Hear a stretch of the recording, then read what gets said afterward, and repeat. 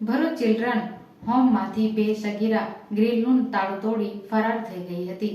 POX દુષ્કર્મ કેસમાં બંનેને સંસ્થામાં મુકાઈ હતી. અંકલેશ્વર જેડીસી પોલીસ મથકમાં ગત 20 ઓક્ટોબરના રોજ બે સગીરાનું અપહરણ, દુષ્કર્મ તેમજ પોક્સ એક્ટ હેઠળ ફરિયાદ નોંધાઈ હતી.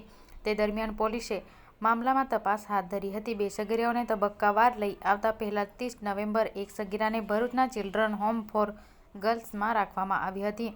ત્યારબાદ બીજી સગીરા મળી આવતા તેને પણ 7 ડિસેમ્બર ચિલ્ડ્રન હોમમાં રાખવામાં આવી હતી. સંસ્થાના બંને ઉપરના માળે વચ્ચેના એક રૂમમાં રાખવામાં આવી હતી. રાત્રિના સમયે સંસ્થાની બાળાઓની દેખરેખ માટે Sushila Gohil female night guard તરીકે ફરજ બજાવતા હતા. તે દરમિયાન રાત્રિના 11:15 વાગ્યાના અરસામાં સુશીલાબેન સંસ્થાના અધિક્ષક તરીકે ફરજ બજાવતા પ્રિયકુમારી પઢિયારને ફોન કરી જાણ કરી હતી કે સંસ્થાની બે સગીરાઓ દેખાતી નથી. તેના પગલે તેઓ તુરંત ત્યાં પહોંચી ગયા હતા.